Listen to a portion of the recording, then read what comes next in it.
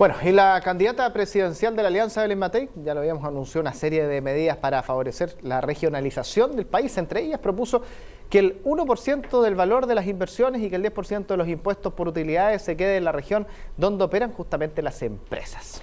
Y a su vez, Marco Enríquez Ominami apunta a fortalecer las empresas regionales, cooperativas y comunitarias.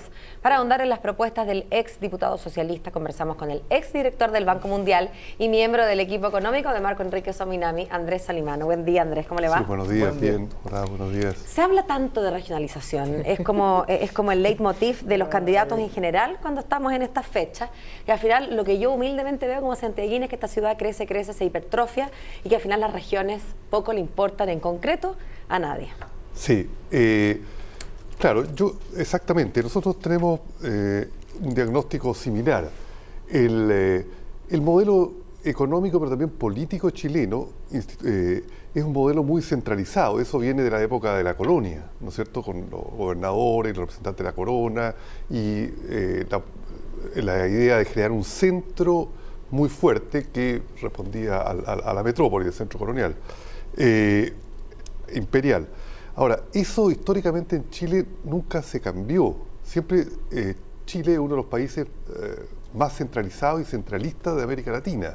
No tiene una estructura federal, como tiene, por ejemplo, Brasil, como tiene México, con una autonomía mucho mayor también como tiene Argentina.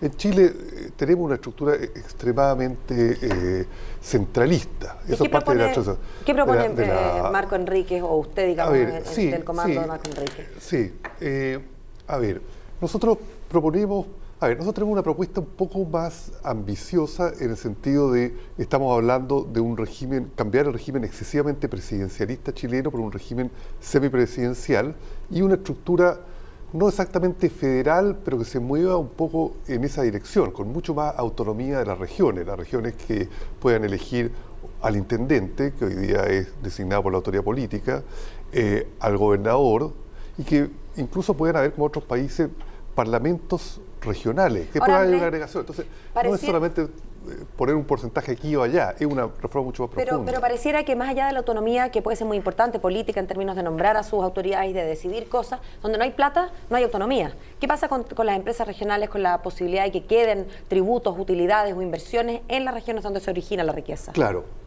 No, lo que pasa acá es que, primero que nada, tenemos que incentivar la creación de empresas de las regiones, que no sean empresas nacionales que van a sacar el cobre a Chuqui, van a sacar pescado a pescar a Aysena. ¿Qué significa una empresa regional? ¿Que el dueño sea habitante de la región? Que los capitales sean regionales, que el compromiso de la empresa sea con la región, que la administración de esa empresa tenga una sensibilidad regional.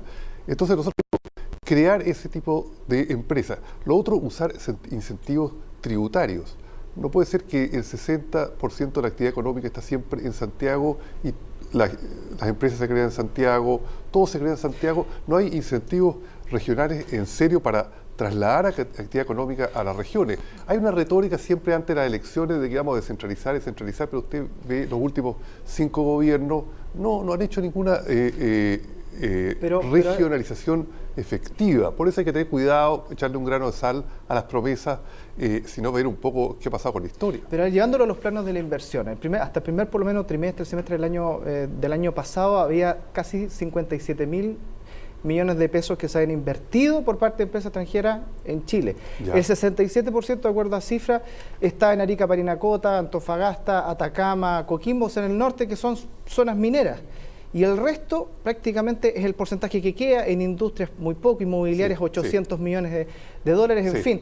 Las cifras son menores, entonces, ¿cómo se puede fomentar la inversión en regiones donde claramente lo que la lleva es la minería y donde otras industrias prácticamente no tienen ninguna intención de querer generar recursos en esa zona?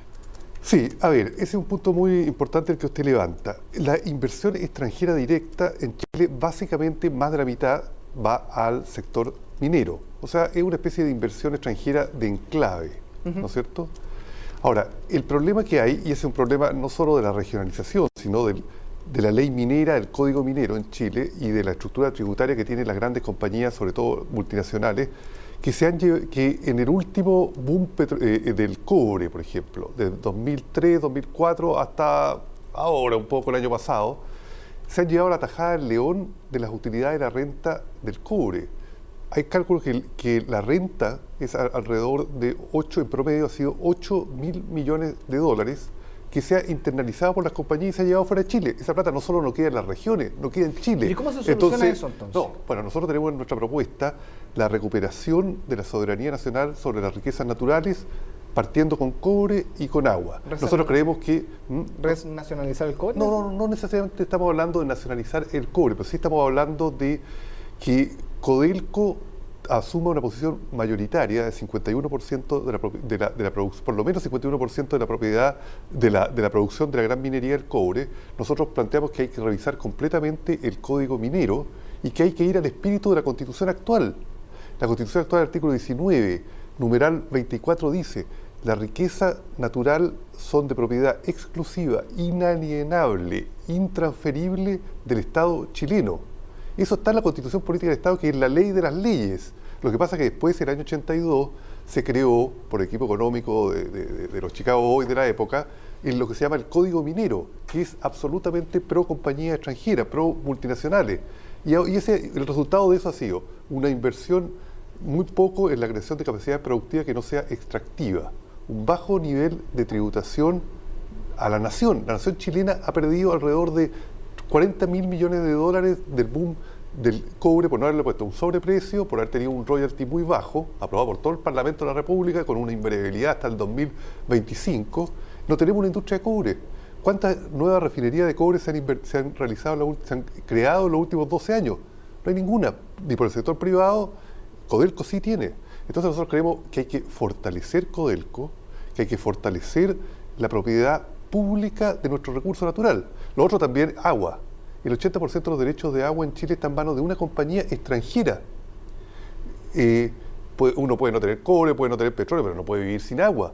Eso, incluso desde el punto de vista de la seguridad nacional, es bastante cuestionable. Bueno, es que esa es la legislación que tenemos, porque el modelo económico es un modelo muy neoliberal, que le da amplias ventajas a las empresas grandes y sobre todo extranjeras, y bueno, y las regiones pierden con eso, porque las regiones, pocos recursos quedan dentro del país, y como la estructura política del país es centralista, menos llega a las regiones. Entonces hay que ver lo que está de fondo detrás de eso. Vamos a ver entonces cuáles son las propuestas que se trabajan de aquí a noviembre. Muy bien, ¿eh? Muchas gracias. Ya, muchas gracias, un gusto verlo.